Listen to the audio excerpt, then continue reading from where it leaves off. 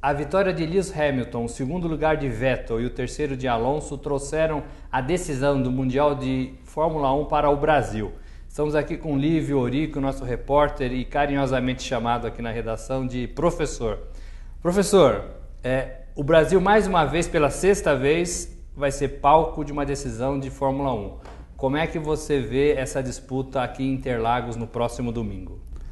Bom, primeiro com alegria, é sempre bom você no seu país ter uma definição de um título mundial, em especial numa temporada como essa, em que nós tivemos 8 vencedores distintos. Estatisticamente, é a mais disputada da história de 63 anos da competição.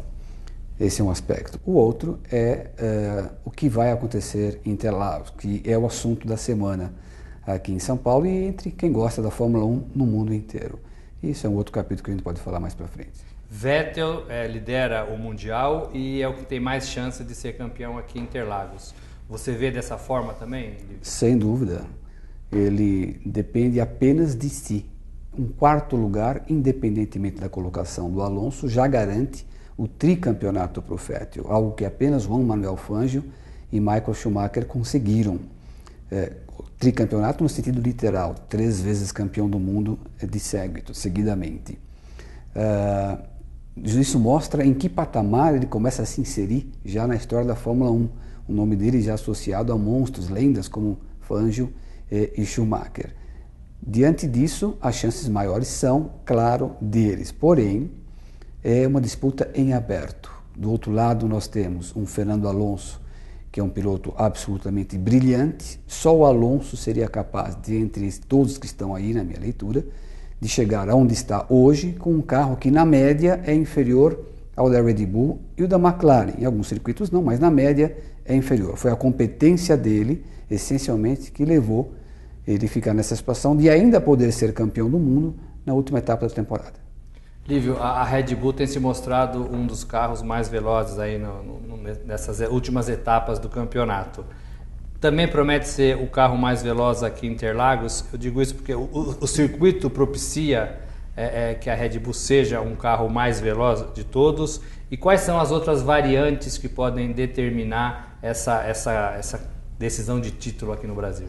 Olha, eu posso te garantir que entre os representantes da Red Bull, em algum momento essa frase surgiu: eu não gostaria que a decisão ficasse para Interlagos.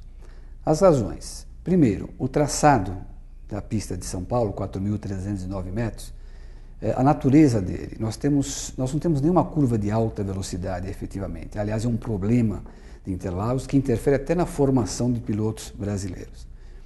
Esse é um cenário em que a Red Bull se manifesta na totalidade. Foi o caso de Austin, que é um mosaico de soluções de outros traçados, notadamente trechos velozes, curvas longas, rápidas, onde um carro de refinada aerodinâmica, capaz de gerar muita pressão, como o da Red Bull, se manifesta melhor. Não é o caso de Interlagos. Então, do ponto de vista da teoria, faz sentido a gente imaginar que a Red Bull, claro, sempre vai ser um carro capaz de brigar pela pole e ganhar a corrida, como venceu nas últimas edições do GP do Brasil, mas não impor, por exemplo, para a Ferrari 33 segundos, como foi o caso de Austin, em que Alonso se viu completamente isolado na disputa pela vitória. Diante dessas características da pista, até pelo próprio histórico da Ferrari em Interlagos também, muito melhor do que em pistas de natureza como Austin, a gente pode imaginar Alonso mais perto desses primeiros colocados, andando ali na frente. Quando isso acontece, dá margem a que um piloto, na base da competência dele e de uma estratégia eficiente da equipe, consiga se inserir na briga até pela vitória, mesmo não tendo o melhor carro da corrida. E há o fator muito importante no caso do GP Brasil, que é a imprevisibilidade do tempo, do clima. Nós temos chuva, a tão temida chuva. Bravo. Nós temos um histórico no GP Brasil de importante variação nas condições da prova. E nessas condições não é o forte do Vettel, embora seja um piloto absolutamente brilhante. Já o Alonso se dá melhor nesta condição. Ele ganhou esse ano na Malásia uma corrida com um carro que era mais de um segundo mais lento do que os outros, por conta de saber interpretar melhor do que ninguém, ele e o Jenson Button são mestres disso, em aproveitar dessa situação. Portanto, o quarto lugar do Vettel, independentemente do que o Alonso pode fazer para lhe garantir o tricampeonato, não lhe garante nada, porque nós estamos em Interlagos. As chances maiores são deles, eu apostaria boa parte das minhas fichas nele, mas deixaria várias portas em aberto, porque esse campeonato não está decidido.